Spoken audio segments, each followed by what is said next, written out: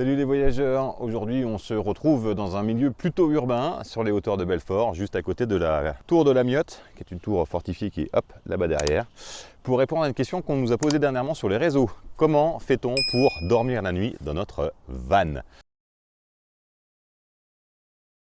Parce que oui, on a la chance d'avoir un T4, mais ce n'est pas une finition California, c'est une finition Atlantis. Ça veut dire qu'à l'intérieur, il n'y a pas le petit meuble là-bas au bout, donc on a dû un petit peu adapter notre pratique en fonction de notre van. Alors, on avait déjà la chance d'avoir le toit qui se lève. En fait, c'est une finition 7 places ici et là. On a à la base 2 sièges qui viennent se rajouter, que nous on enlève pour pouvoir mettre notre meuble. Et on a la chance d'avoir une banquette qui est ici, qui se déplie un peu comme un clic-clac pour pouvoir dormir. Et du coup, on va vous montrer comment on fait la transition entre le jour et la nuit. La première chose à faire, c'est à déplacer nos affaires. Parce que nos affaires du jour, hop, elles doivent passer du coffre à l'avant de la voiture. Et oui, on se débrouille toujours pour poser nos affaires. Ici, quand je suis seul, je mets sur le siège passager, ce qui me permet d'avoir un siège conducteur accessible si jamais il faut se sauver durant la nuit parce qu'on n'est pas forcément au bon endroit. Alors ça, c'est quand tu es seul. Oui, parce que quand on est 4 avec les enfants et les affaires du chien, eh bien c'est tout de suite un peu plus compliqué le rangement. Dans la série des étapes à faire, eh bien il faut retirer hop, les 2 appuis-têtes qu'on va mettre devant. Voilà. Et puis on va transformer le lit.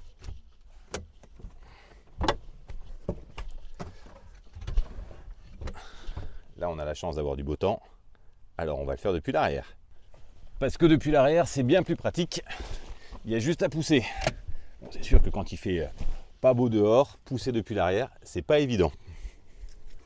J'en profite également pour vous présenter notre petit lit. C'est un matelas de chez Marco Dodo qui a l'avantage de se plier en 3 et qui rajoute une petite épaisseur, environ 6 cm sur la banquette initiale, ce qui permet d'être beaucoup plus confort.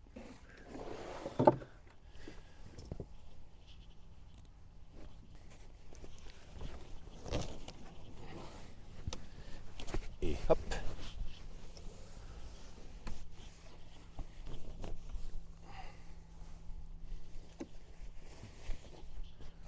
Le matelas, il a une forme un peu bizarre parce qu'il épouse les côtés du van, notamment le passage de roue.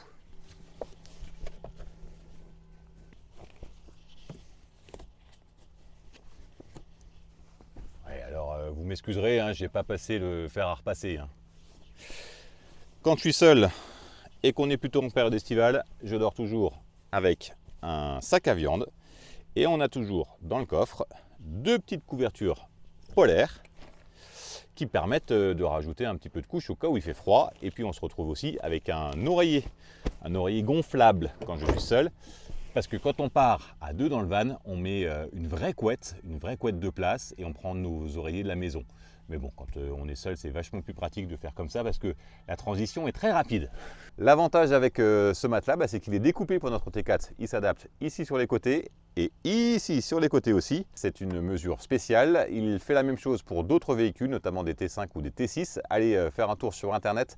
Marco Dodo, c'est ce que vous tapez dans le moteur de recherche et vous allez tomber très très vite sur lui. Alors, j'ai pas de code promo, j'ai rien. Hein. Le matelas, nous, on l'a acheté. On l'a acheté il y a maintenant 1 an et on en est très très content.